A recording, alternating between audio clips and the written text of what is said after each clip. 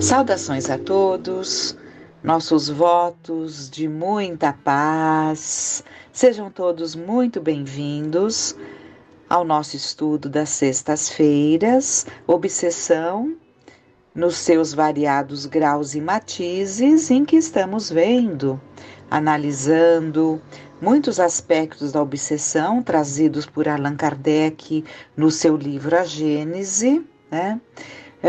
Como também acrescentando valiosos apontamentos de Manuel Filomeno de Miranda, que, baseando-se na classificação do Livro dos Médiuns, em que Kardec nos traz obsessão simples, subjugação e fascinação, ele discorre sobre essas nuances, sobre essas situações para o nosso esclarecimento.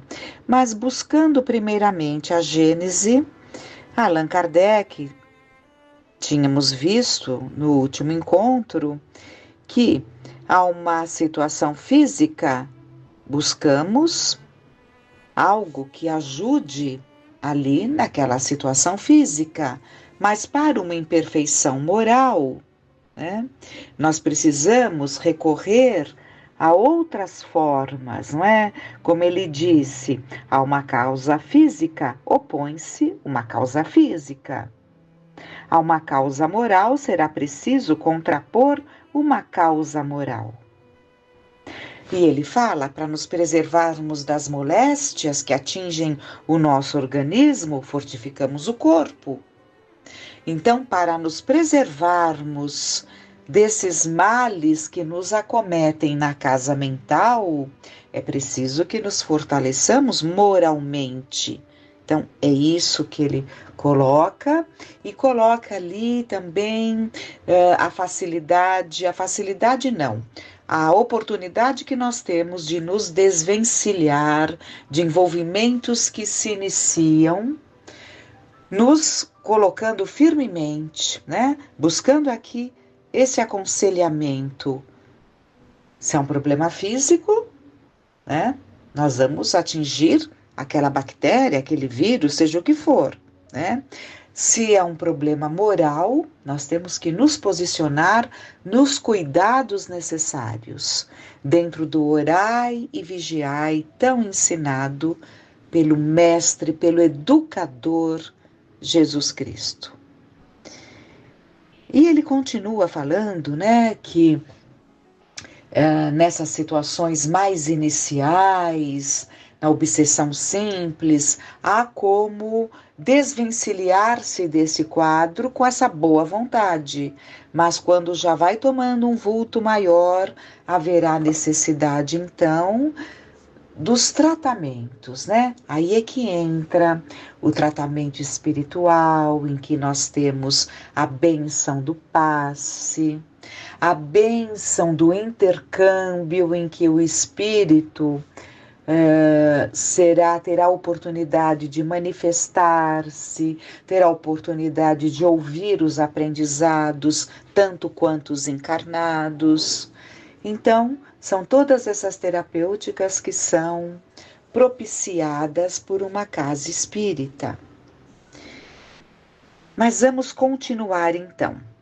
A obsessão é quase sempre o fato de uma vingança exercida por um espírito e que mais frequentemente tem sua origem nas relações com o obsedado, que o obsedado teve com ele em uma existência precedente. Então, é muito comum essas obsessões, né, em que há claramente aquele assédio por parte de espíritos que nos cobram.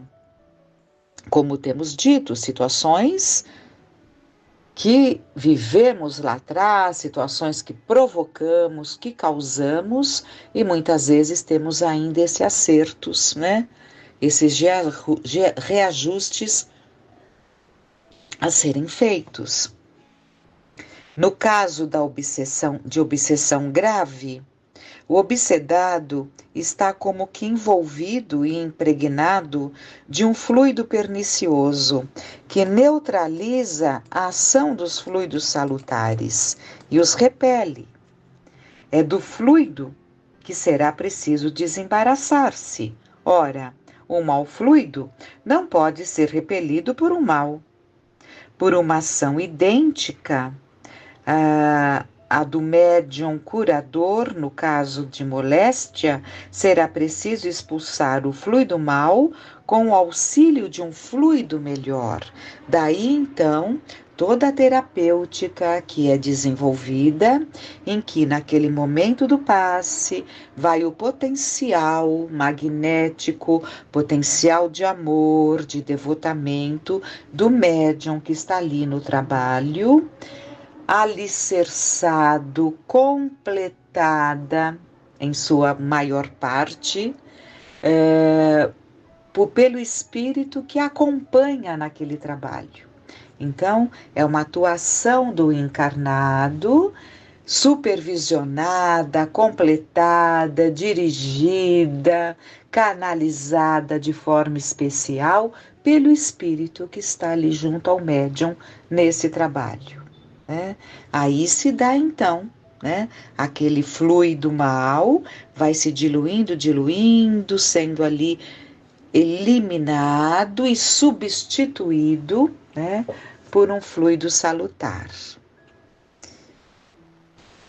Essa é a bênção do trabalho.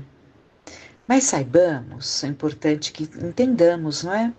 Que isso não se dá só exatamente numa casa espírita, naqueles momentos apropriados para esses trabalhos específicos. Muitas vezes em contato com alguém, sem sequer estarmos pensando nessa possibilidade de um passe, mas podemos emanar de uma forma natural e inconsciente fluidos salutares que alcançarão aquele que está diante de nós, conversando, né? Com alguém que fomos visitar, né? Não existem essas pessoas que nos fazem muito bem, cuja presença nos renova, né? São pessoas que emanam esses fluidos salutares. Continuando então, essa é a ação mecânica, porém que nem sempre basta. Será preciso também, e acima de tudo, agir sobre o ser inteligente, ao qual é preciso ter o direito de falar com autoridade, e esta autoridade não é dada senão a superioridade moral. Quanto maior é esta, maior a autoridade. O que ele coloca aqui é que essa é a parte mecânica, essa parte dessa transmissão energética. Mas existe uma outra parte de suma importância, que é agir sobre o espírito, que é aquela parte que nós já estávamos antecipando desse trabalho de desobsessão, nos direcionando aos espíritos. E ele afirma que para que se tenha um resultado é preciso que aquele que está ali direcionando aquele trabalho, nessa conversação, né, com o espírito obsessor, com o espírito vingativo, há de ter uma autoridade moral, porque senão serão simples palavras que não alcançarão nenhum efeito. Mas nem tudo se resume nisso. Para assegurar o livramento, será necessário levar o espírito perverso a renunciar aos seus maus desígnios. É preciso fazer nascer nele o arrependimento e o desejo do bem, com o auxílio de instruções habilmente dirigidas em evocações particulares, feitas com a finalidade de sua educação moral.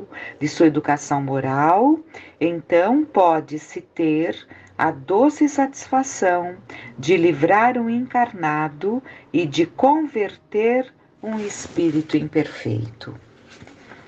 E é muito importante que o encarnado, o obsedado, o obsediado, colabore, faça a sua parte, buscando sua melhoria, buscando um melhor comportamento, um cuidado maior com seus pensamentos, seguindo as orientações que recebe, né, para a sua melhoria, porque muitas vezes o obsediado é bastante recalcitrante, às vezes muito mais difícil de se propor a uma mudança do que o próprio espírito obsessor, né? E tudo isso é importante que entendamos para aprender a lidar com as nossas questões e poder observar o nosso entorno e atuar de forma efetiva nos trabalhos de desobsessão. Em Manuel Filomeno de Miranda, no livro Nas Fronteiras da Loucura, em que ele analisa, como já dissemos, situações em que se caracterizam obsessões bastante graves, bastante significativas, nós vimos que ele divide, né, a título de aprendizado, ele coloca ali um primeiro momento nas obsessões. Quando ela inicia, ele coloca como, e já vimos isso, a recepção da ideia perturbadora, porque tudo tem um início. Então começa quando nós agasalhamos aquela ideia que é jogada e passamos a vitalizar em nós, a agasalhar, né? A dar vida, alimento a determinados sentimentos, a determinados pensamentos, determinadas ideias. Isso é a recepção, quando acolhemos uma ideia perturbadora. Lembrando-se sempre que é a hora de nos libertarmos, né, dessas ideias perturbadoras. Mas, depois então, começa o segundo passo, que é o intercâmbio mental. Primeiro, a ideia é jogada. Uma vez agasalhada, uma vez aceita, começa o intercâmbio mental, que é o item B que ele coloca. Fixada a ideia infeliz, os porões do inconsciente desbordam as impressões angustiosas que dormem armazenadas, confundindo-se na consciência com as informações atuais, ao tempo em que se encontra em desordem pela influência da parasitose externa, que se vai assenhoreando do campo exposto sem defesas. Esse primeiro parágrafo é de suma importância, porque ele coloca que uma vez agasalhada aquela ideia infeliz, os porões do inconsciente desbordam impressões angustiosas. Então, há muitas coisas que nós temos ainda nos nossos porões do inconsciente. Estão lá. Terão que vir à tona? Terão. Mas o ideal é que venham de forma amadurecida, em que nós mesmos, num trabalho de autodescobrimento, vamos então já operando, trabalhando a nossa sombra e diluindo, né, todos esses tóxicos nocivos que estão lá no porão adormecidos. Quando emergirem, já encontrarão uma casa mental mais arejada, um consciente mais arejado, né? Mas nós sabemos, é o que estamos acabando de ver também, que determinadas situações acionam sem lixos, podemos chamar de lixos mentais, que estão lá no nosso porão. Então é aquela situação, um sentimento de mágoa que se instala. Aquela ideia perturbadora que vem potencializada por aquele que se interessa que nós fiquemos muito magoados. Isso já faz com que emerja, né, do porão do nosso inconsciente, esse emergir desse sentimento nocivo, que se junta, se conjuga aos sentimentos que estamos alimentando, trazendo gravíssimos resultados. Vamos refletindo. Então, novamente, fixada a ideia infeliz, os porões do inconsciente desbordam as impressões angustiosas que dormem armazenadas, confundindo-se na consciência com as informações atuais, ao tempo em que se encontram em desordem pela influência da parasitose externa, que se vai assenhoreando do campo exposto sem defesa. Essa parasitose é o que ele está explicando, que esse processo, né, desse espírito ou espíritos que se juntam à nossa casa mental, e parasitose é aquele que se alimenta dos nossos pensamentos, né? Isso é a parasitose, é o processo de vampirismo. Então é aquela mágoa que cresce muito, justamente por trazer um passado que está nesse inconsciente, um passado que não é só desta encarnação, que está armazenado, era para estar armazenado com a bênção do esquecimento que nós temos na encarnação. Então, alguém nos machuca, alguém nos fere, né? Vamos permitindo, aquela mágoa que cresça, atraímos essas injunções, essas mentes parasitárias que se conjugam à nossa, potencializando os nossos sentimentos, porque são mentes também magoadas, revoltadas, que encontram em nós um campo de sintonia, em que se satisfazem, em que se alimentam desses sentimentos nocivos que nós passamos ali a ter, né, a emanar. E esse passado, que era para estar lá armazenado e só surgir quando já estivéssemos, como dissemos há pouco, em condições melhores, ele vem. Então são esses ressentimentos, esses ódios que vêm do passado, e nós confundimos a atitude da pessoa hoje, nessa encarnação, nessa realidade presente, nós já adicionamos coisas já vivenciadas lá atrás. Muito preocupante. E isso se dá.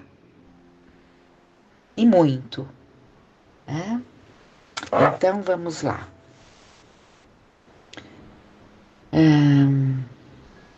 Por natural processo seletivo, e tendo em conta as tendências, as preferências emocionais e intelectuais do paciente, a injunção produz melhor aceitação das recordações perniciosas, que servem de veículo e acesso ao pensamento do invasor. Então, se é alguém que até está sofrendo, né, ali certas situações de agressividade, de incompreensões, de agressividades mesmo, né? Mas se não é alguém propenso a vasculhar no baú das recordações, né? Coisas que estão lá adormecidas, isso passa com mais facilidade, porque são questões do momento que podem ser trabalhadas, podem ser ajustadas, podem ser esclarecidas, mas se nos permitirmos, né? E é muito comum que sejamos muito presos às recordações. Então, é muito comum esse prazer em levantar, né, as caixinhas fechadas ali dentro do nosso inconsciente, em vez de deixá-las ali, vamos abrindo, e aquilo vem nos trazendo um grande mal, porque não sabemos lidar com esse tipo de situação. A polivalência mental, em casos desta natureza, tende ao monodeísmo, que produz os quadros da fascinação torturante e, por fim, da subjugação de difícil reversibilidade. Então, a polivalência mental, quer dizer, esse conjunto de pensamentos, né, que vem de várias mentes que se conjugam a do obsedado nesse processo de parasitose, né,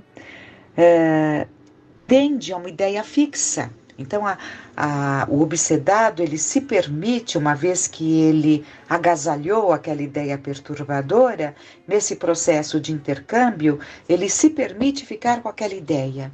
Então, ele pensa o tempo todo naquela situação, de uma maneira fixa.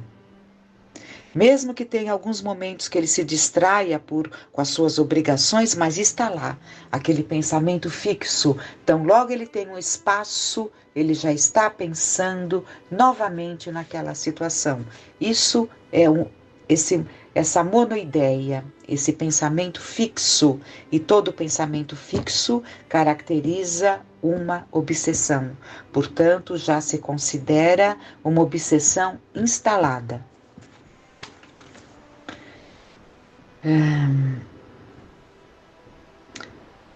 E ele diz, né, que caminha para a fascinação torturante. A fascinação é quando nós perdemos a noção da realidade.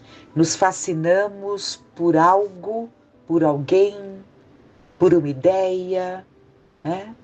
E só aquilo faz sentido. Só nós estamos vendo a verdade, só nós estamos com a verdade. E vamos criando esse caminho de fascinação. E é muito difícil reverter a fascinação, porque normalmente ela agrada demais aquele que se entrega a esse processo de fascinação. Culminando, né, nessa subjugação de difícil reversibilidade, em que haverá necessidade, sim, e temos inúmeros casos, né, em que, com a ajuda do obsedado, se dá a melhora, se dá o processo de libertação. Há casos em que o espírito ou os espíritos obsessores se afastam, por serem encaminhados, por despertarem. Mas o obsedado logo arranja outras companhias, né?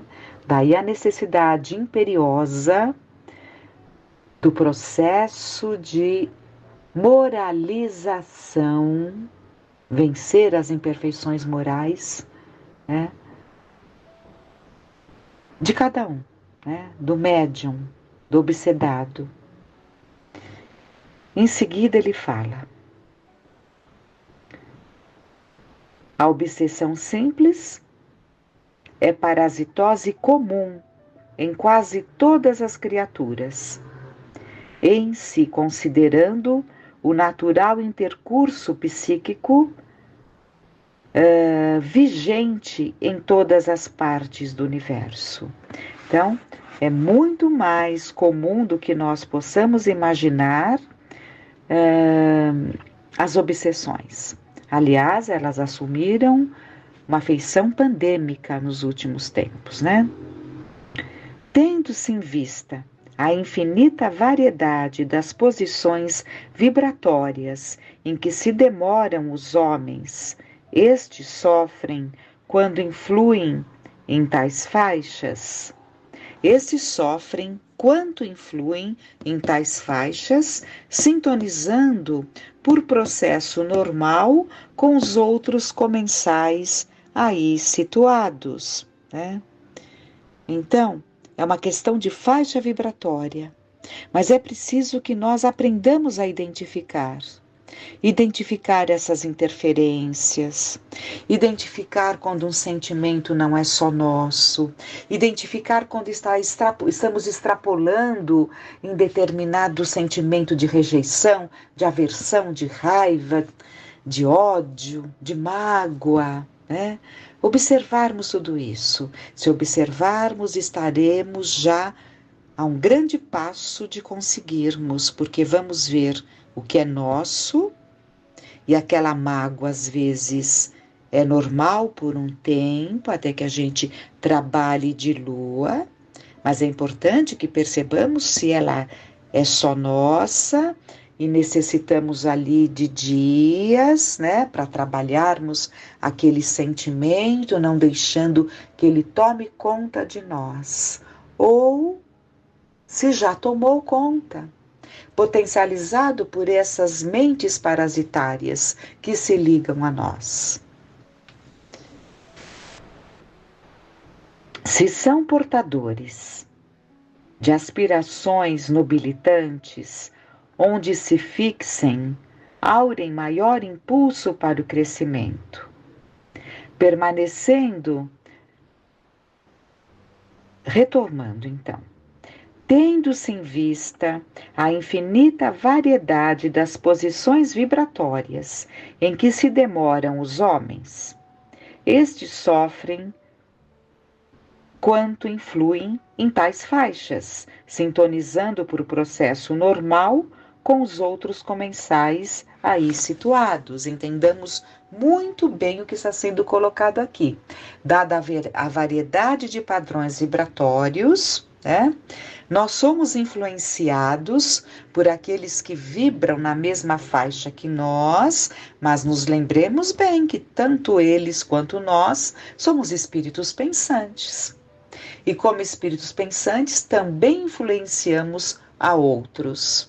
Então, sofremos a ação das influenciações, assim como também influenciamos aos outros, né?